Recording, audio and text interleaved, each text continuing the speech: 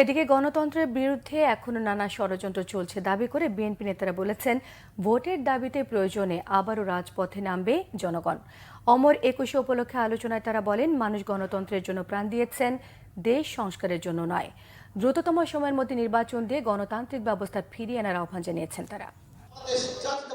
অমর একুশে ও আন্তর্জাতিক মাতৃভাষা দিবস উপলক্ষে রাজধানীর ইঞ্জিনিয়ার্স ইনস্টিটিউশনে আলোচনা সভার আয়োজন করে বিএনপি। দলের সিনিয়র নেতাদের পাশাপাশি সহযোগী সংগঠনের নেতাকর্মীরাও সভায় যোগ দেন। আলোচনা সভায় মহান ভাষা দিবসের গুরুত্ব তুলে ধরে বিএনপির নেতারা বলেন, ভাষা আন্দোলন থেকে মানুষ তার অধিকারের জন্য লড়েছে। নির্বাচন নিয়ে কালক্ষেপণ করলে মানুষ আবারও প্রয়োজনে রাস্তায় নামবে বলে তারা হুঁশিয়ারি দেন।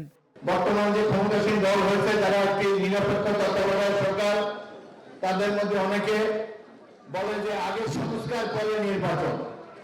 তা আমরা কি জন্য জীবন দিলাম? এত কর্মী গণতন্ত্রের জন্যই তো জীবন দিয়েছে, গণতন্ত্র প্রতিষ্ঠার জন্য, জনগণের ভোটাধিকারের জন্য। আমরা তো বলি যে বিএনপিকে ক্ষমতায় দিয়ে দেন। আমরা একটা সুষ্ঠু নিরপেক্ষ নির্বাচন চাই, জনগণ যাকে খুশি বেছে নেই। চলমান রাজনীতির প্রসঙ্গ তুলে দলটির নেতারা বলেন, বর্তমান সরকার কি করছে মানুষ তা দেখছে। মানুষ গণতন্ত্র দেখতে চায়। নির্বাচনের মাধ্যমে গণতান্ত্রিক সরকারের কাছে ক্ষমতা হস্তান্তরের দাবি জানান তারা। মহান একুশের যে শহীদদের স্মরণে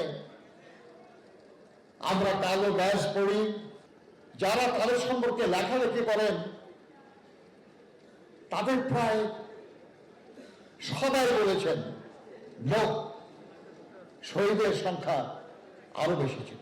শহীদ জিয়ার হাতে করা দল বিএনপির হাতে আসে, তাহলে যেন এই বিষয়টি অনুসন্ধান করা হয় এবং আরো যারা শহীদ হয়েছেন সেই সময় তাদের জন্য প্রকৃত মর্যাদা প্রদান করা হয়। এই অন্তর্বর্তীকালীন সরকার কতটা সঠিকভাবে পালন করছে কি করছে না, এটা কিন্তু বাংলাদেশের মানুষের রাডারে রয়েছে। এটা অস্বীকার করা যাবে না, কেননা বাংলাদেশের মানুষের রক্তে রয়েছে।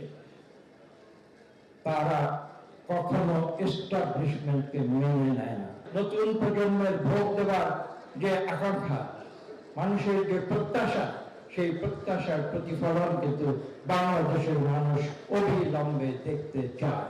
গণদাবি মেনে দ্রুত নির্বাচন দিতে অন্তর্বর্তী সরকারের প্রতি আহ্বান জানান বিএনপি নেতারা। ওবায়দুল্লাহ মামুন, বাংলা ভিশন, ঢাকা।